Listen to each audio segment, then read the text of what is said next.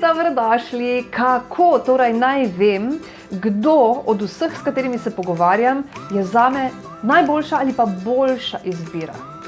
Ja, to je pomembno vprašanje. Ne izbirate mesa in niste čisto nič čudni, če se to sprašujete in če izbirate.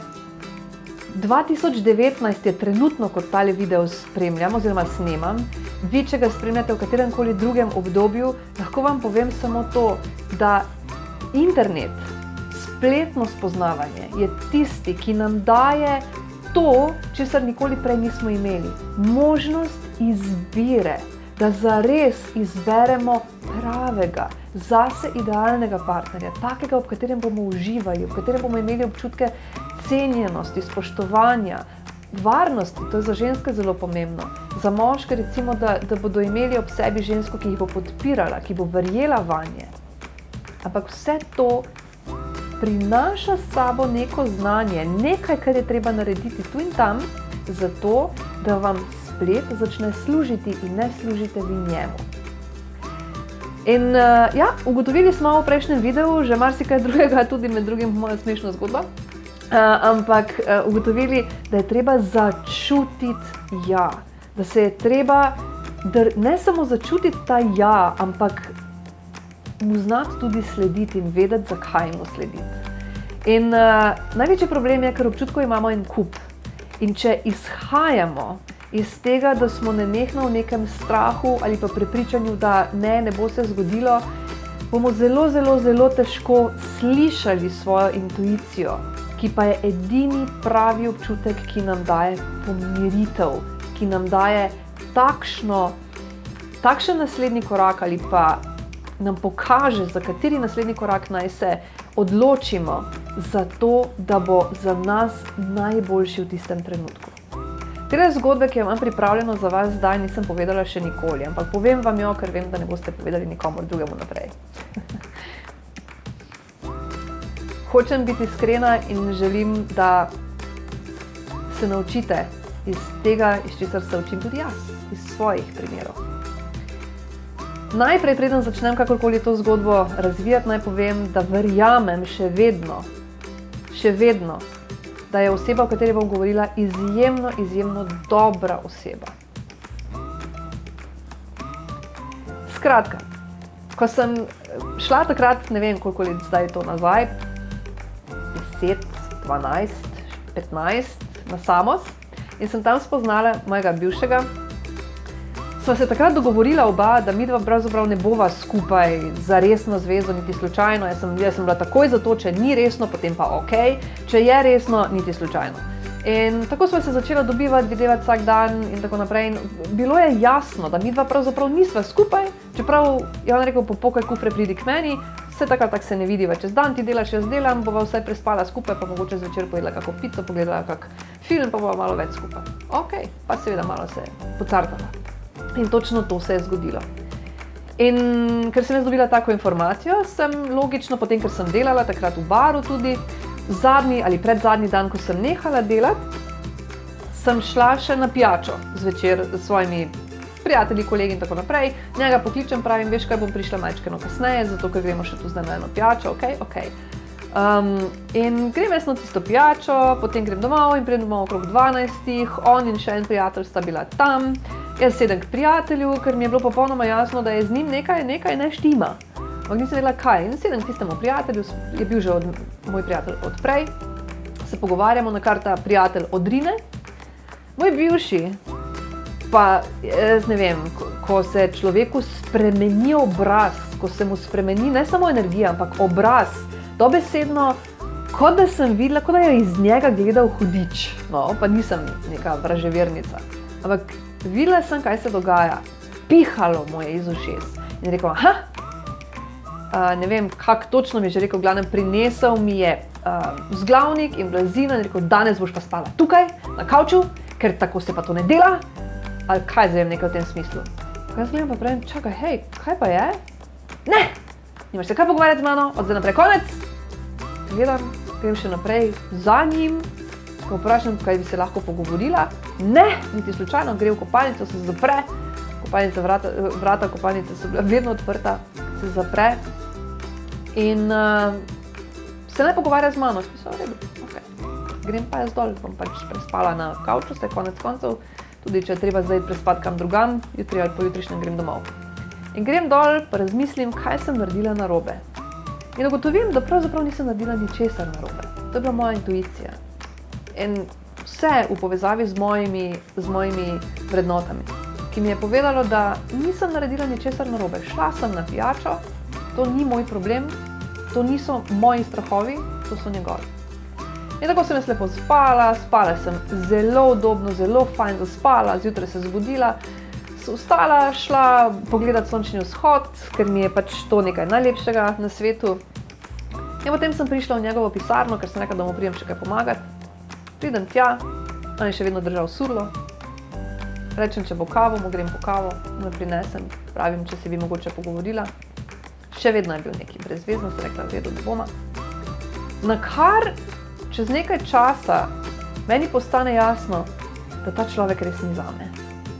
Ker prišel je k meni in mi začel razlagati, češ, ja, se vem, da to ne bi smel tako narediti, ampak tu ne moreš biti tak, zato ker vem, da si naredila nekaj narobe, vem, da nekaj, ne vem, kaj je že bilo, glavnem neka ljubosumnost ali kaj zvem kaj, sem na to sploh nikoli v življenju pomislila nisem, da bi se do mene kdo lahko obnašal ljubosumno. Sploh pa ne v zvezi, ki ni bila zveza, ker čez 2 dni bova itak tujca spet in to je to. Tak je bil dogovor. Potem se tisto noč tako privija k meni in se tako crklja z mano. Jaz pa sem si mislila, hvala Bogu, čez en dan, samo še eno noč, potem grem pa domov.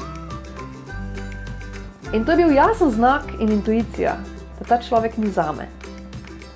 Kljub temu sem z njim se celo poročila na koncu, hvala Bogu nisem imela otrok, in preživela z njim 9 let zveze.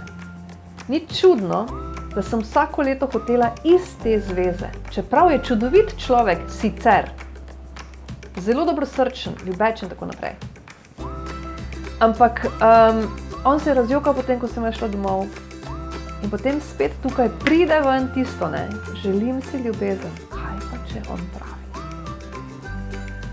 Evo, kaj se je zgodilo, zaupala sem intuiciji. Kaj se je zgodilo? Pustila sem vse, kar sem imela v Sloveniji, pustila sem službo, pustila sem kariero, pustila sem vse, kar sem imela, kadarkoli, prodala vse. Zato, da sem kupila enostransko vozovnico na Samos, prišla tja, in ko sem prišla tja, mi je bilo popolnoma jasno, da je ta moja intuicija še kako prava.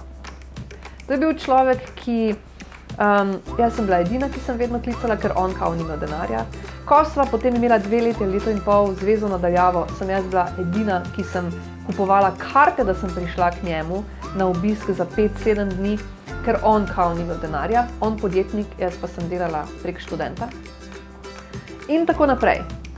Ampak zanimivo, ne gre za to, da ne slišimo intuicije. Ne slišimo, ali pa moram reči tako, gre za to, da ne gre za to, da ne slišimo intuicije. Jaz sem jo slišala, ampak ker si tako zelo želimo nečesa, hrepenimo po nečem, gremo po drugi poti in rečemo, to sigurno ni bilo prav, daj mu še eno šanso. Intuicija nikoli ne laže, nikoli.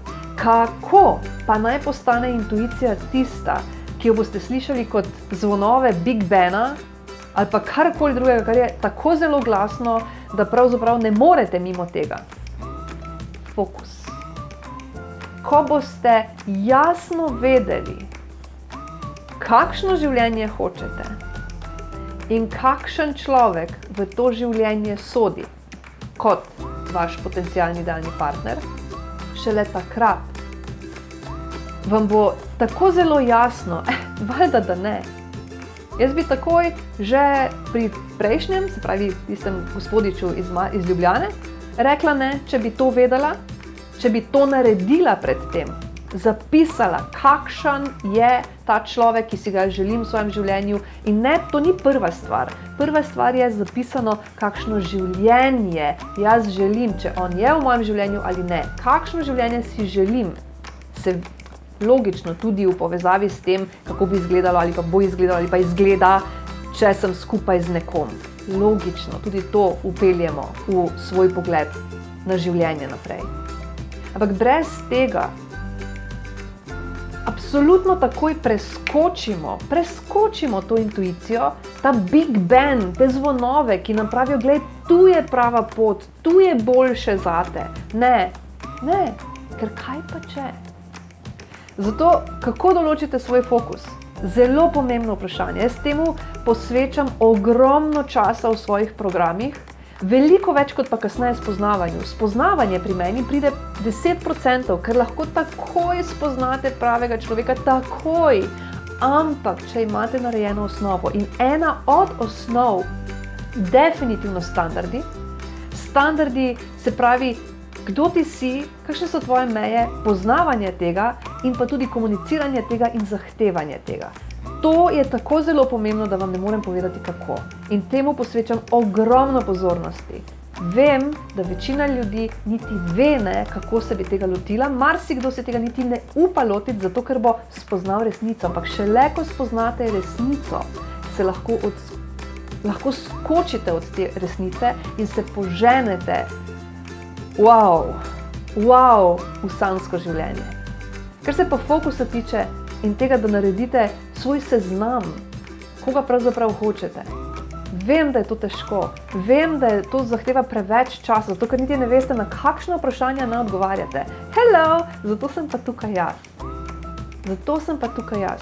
Pokličite me, kliknite spodaj na tale gumbek, pokličite za 20-minutni brezplačni posvet, da vidimo, kje ste, kaj želite in zagotavljam vas, da v vsakem primeru želim in bom naredila to, da bova na tem brezplačnem posvetu ugotovili, kakšne so pa vaše skrite blokade, ki vas držijo stran od vašega idealnega, ki vas razmagnetijo za pravega idealnega in vas vedno znova magnetijo za tiste, ki jih nočete več, ampak se nekaj zgodi. To bomo odkrili in ugotovili tudi, kako naprej od tukaj, da se vam to več ne ponavlja. Kliknite na gumbek spodaj in se slišimo.